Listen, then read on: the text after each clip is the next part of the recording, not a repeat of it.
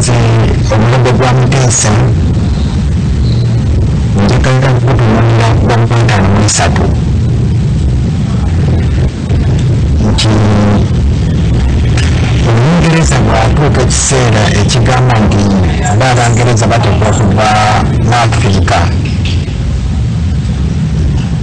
naye baleke nga balonzeewo ba agenti baabwe abasobola okuvuganya emirimu gyabwe oba bizinesi zaabwe nga bwe bakola amakampuni gaabwe wano.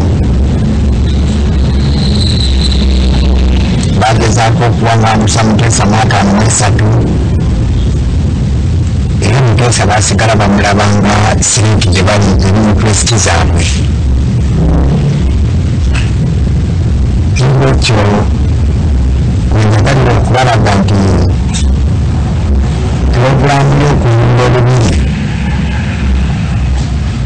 nga tusoloobyeko katono okuva ku Dr. Milton Obote.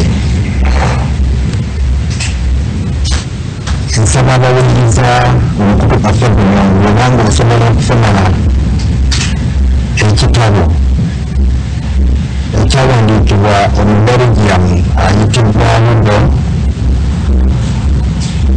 Dwight kiri LUDOBEWITTE.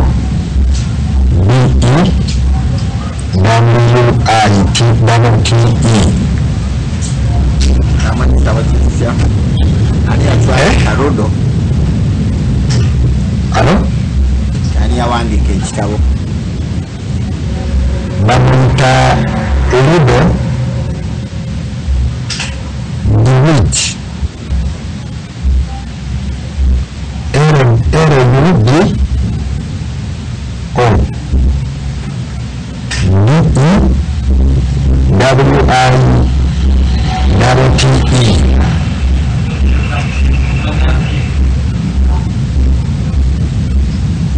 Omaze? Ekitabo ekyo yakituuma The Assassination of Patrice Lumumba. Lwaki oyinza okuvumbula nti okutugumbula kwa Patrice Lumumba kyafuluma mu 2001. Ekitabo ekyo kyogera Kalonda yenna, Ababiligi n'Abamerika bwe baakola okusuula Lumumba eyali Prime Minister wa Congo mu Bungereza n'okumutemula.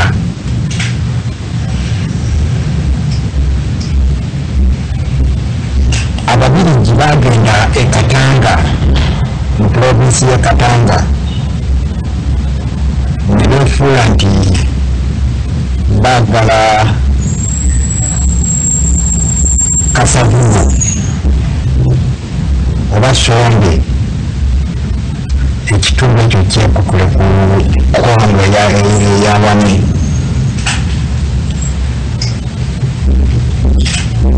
Ekyo olumajja w'akavuyo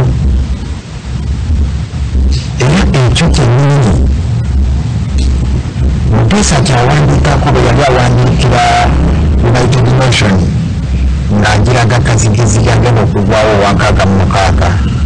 Mu bbaluwa ya Muteesa amugamba eggwanga lyange ligenda kufuuka Katanga kuba ekino ekyenjogerako Dwight kyawandiikako kyali kimaze okubaawo mu 61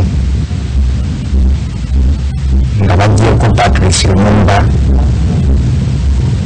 n'obwamu bwange.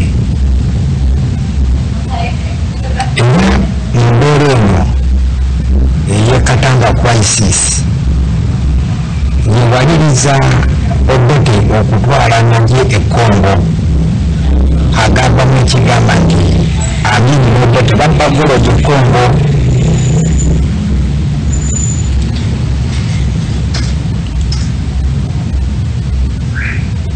Njagala okutuuka nti Gorojo ono